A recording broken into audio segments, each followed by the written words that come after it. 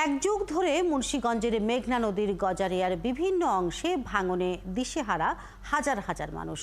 এবার যোগ হয়েছে ঘূর্ণিঝড় রিমালের তাণ্ডব।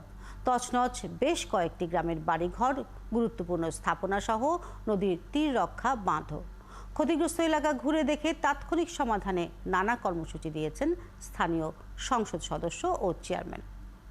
জসিমউদ্দিন দেওয়ানের তথ্য ও ছবিতে প্রতিবেদন।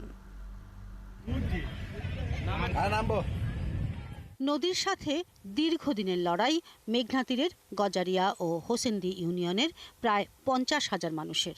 রিমালের তাণ্ডবে এবার নতুন করে বিপদের মুখে নয়ানগর, ইসমানীরচর ও চরবলাকি গ্রামের প্রায় 8,000 মানুষ।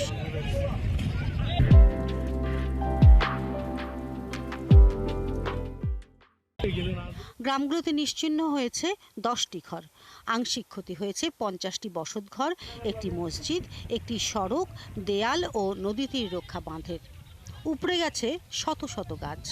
তুফানে এই সব বাড়ি ঘর ডেবে ভাঙ্গে আছে, গরু বাছুর সব বাসায় নিচে আমাকে কাপড় চোপড় কিছু নাই, খানা দানা নাই।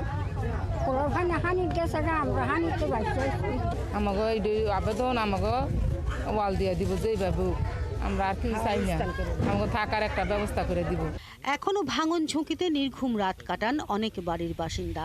তাদের দাবি আপাতত গাইড ওয়াল দিয়ে তাদের বাড়িঘর রক্ষা করা হোক। কতটুকু রয়েছে, আমরা যাওয়ার কত রয়েছে, এটা যদি আমরা রাখতে পারি না, আমরা কেমনে থাকলাম, আমার তো এটা ভয় লাগতেছে। আমার বাড়িটা ভেঙে নিয়েছে, এই দেশে আসি লাগাতে আমরা কত কষ্ট করে। মানে আমাকে কেমন অপেক্ষা করবো, আমাকে একটু বিধিবেদের একটু ব্যবস্থা করে দেন। এদিকে ক্ষতিগ্রস্ত এলাকাগুলো ঘুরে সংসদ সদস্য ও এলাকার চেয়ারম্যান তাৎক্ষণিক সমাধানের চেষ্টায় নিজস্ব অর্থায়নে একটি গাইড ওয়াল নির্মাণের উদ্যোগ নিয়েছেন। আগামীকাল থেকেই এটা ইমপ্লিমেন্টেশনের কাজ শুরু হবে।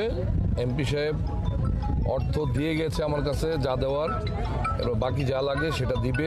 যতটুকু দরকার অতটুকুই তো করা উচিত। গভর্নমেন্টের টাকা অপচয় করার কোনো যৌক্তিকতা নাই। এইটুকু তো আপনার বাদ করা যাবে না, ওগুলো তো টোটালটা করতে হবে। তো টোটালের বাদটা তো লাগছে না আসলে। গাইড ওয়াল এই ওয়ালটুকু করলে 15-20 টাকা খরচ করে ইনশাল হয়ে যাবে। এছাড়াও মসজিদ ও সড়ক সংস্কার ও ক্ষতিগ্রস্তদের ঘর মেরামতে অর্থ সাহায্য দেন এই দুই জনপ্রতিনিধি। শিল্পী মহলানবিশ, 71।